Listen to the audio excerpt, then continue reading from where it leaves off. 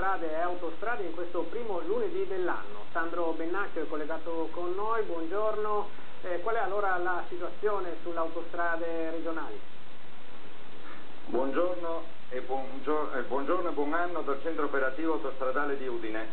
Al momento il traffico è regolare su tutta la viabilità regionale.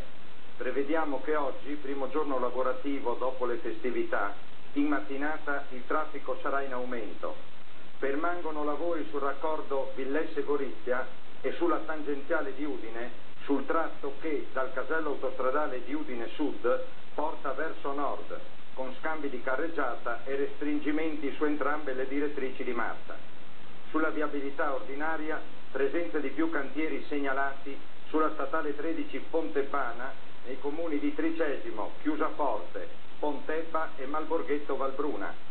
Augurando una buona giornata, si ricorda che la Polizia Stradale non si stancherà mai di raccomandare prudenza durante la guida e di moderare sempre la velocità. Dal 1° gennaio molte sanzioni del codice della strada sono aumentate, un motivo in più per rispettare le regole. A domani!